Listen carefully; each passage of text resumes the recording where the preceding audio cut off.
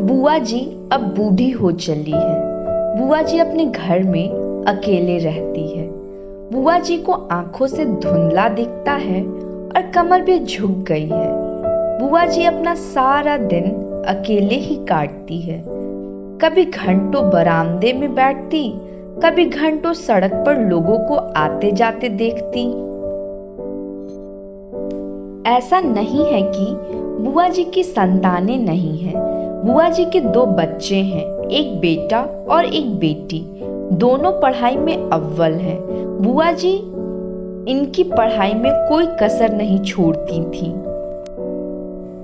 बुआ जी कम उम्र में ही विधवा हो गई थी। मायके वालों से कुछ खास सहयोग नहीं मिला। बुआ जी 5वीं पास थी, इसलिए बुआ जी को एक कपड़े की दुकान में नौकरी मिल गई। दुकान से आने के बाद बुआ जी घर पर कपड़े सिलती।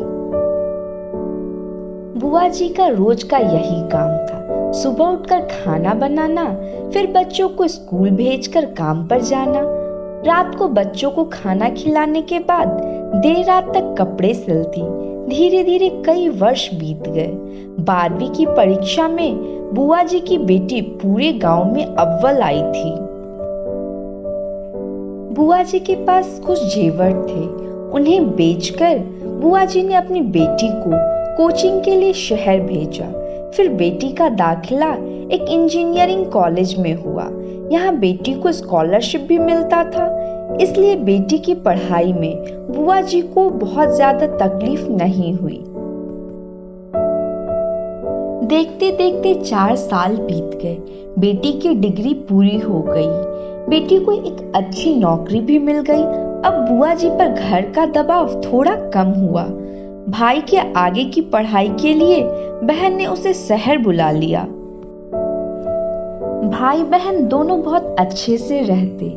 बहन भाई के पढ़ाई में पूरा सहयोग देती। बुआ जी बहुत खुश थी कि दोनों बच्चों की जिंदगी अब बेहतर होगी। आज बुआ जी के बेटे और बेटी दोनों इंजीनियर हैं। बेटी के साथ काम करने वाले एक मित्र ने उससे शादी करने की इच्छा जताई। लड़का अच्छा था, इसलिए बुआ जी खुशी खुशी तैयार हो गई। शादी को अभी 1 साल हुआ ही था कि दोनों पति पत्नी ने विदेश जाने का फैसला लिया। बुआ जी अब मना भी किस मुंह से करती। बेटी विदेश चली गई। वक्त अपनी तीव्र गति से चल रहा था। अभी 2 साल बीते ही थे। बुआ जी के बेटे ने एक दिन कहा, माँ यहाँ इंजीनियरिंग का ज्यादा स्कोप नहीं है। विदेश जाने के लिए बहुत सारे मौके भी मिल रहे हैं। क्या करूं बताओ। बुआ जी टकटकी लगाकर बेटे को निहारती रही, कुछ कह नहीं पाई। बेटा शहर में ही रहता था, लेकिन हर महीने जरूर आता था। सुबह जब बेटा ट्रेन पकड़ने के लिए निकल रहा था, तब बुआ जी ने कहा, जो तुम्हें अच्छा लगे करो, मैं तुम्हारी खुशी में ही खुश हूं।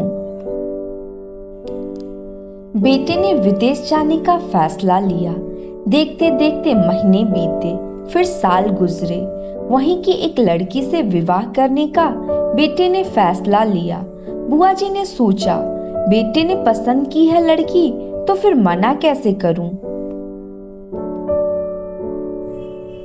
शादी बुआ जी ने गांव से करने की इच्छा जताई। फिर शादी बड़े धूमधाम से हुई।